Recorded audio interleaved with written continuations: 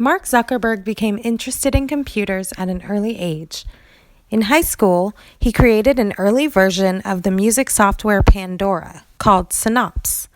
Several companies, including AOL and Microsoft, expressed an interest in buying the software and hiring the teenager before graduation.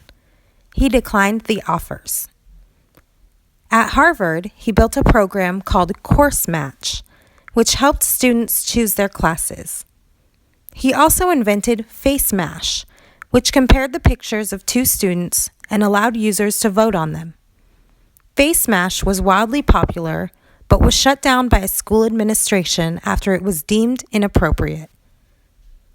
3 fellow students who heard of his technical experience saw him out to work on a social networking site called Harvard Connection. He agreed to help, but dropped out to work on his own social networking site with friends. The group ran the site, first called The Facebook, out of a dorm room at Harvard. After his sophomore year, Zuckerberg dropped out of college to devote himself to Facebook full-time. By the end of 2004, Facebook had 1 million users. In 2005, Accel Partners invested $12.7 million into the network. Facebook then granted access to other colleges, high schools, and international schools, boosting the membership to over 5.5 million by December 2005. Zuckerberg turned down offers from Yahoo and MTV Networks for a purchase of Facebook. He focused on expanding the site, opening up his project to outside developers, and adding more features. In 2006, Harvard Connection claimed Zuckerberg stole their idea and insisted he needed to pay for their losses. Instant Messages revealed he may have stolen the intellectual property of Harvard Connection and offered Facebook users private information to his friends. A settlement was reached, and he apologized for the incriminating messages, saying he regretted them. If you're going to go on to build a service that is influential and that a lot of people rely on, then you need to be mature, right? He said in an interview with The New Yorker. I think I've grown and learned a lot. Zuckerberg and Facebook continued to succeed.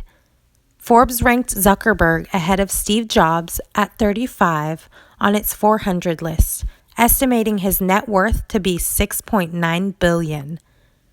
Time magazine named him Person of the Year in 2010, and Vanity Fair placed him at the top of their new establishment list.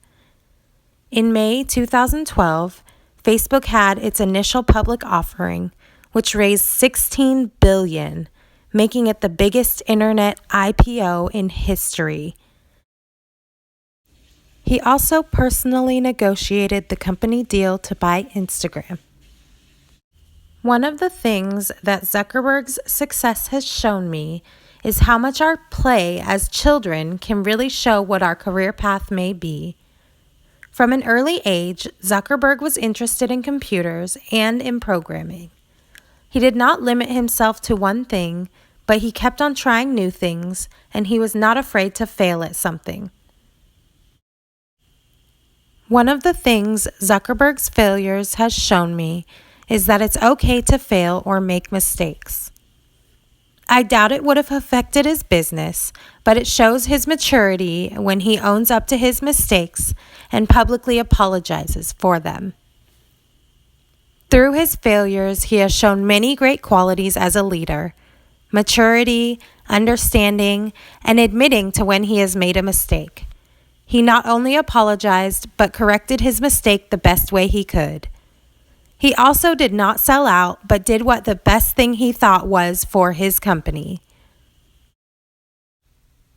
Zuckerberg has a completely different perspective of how we look at social media and computers.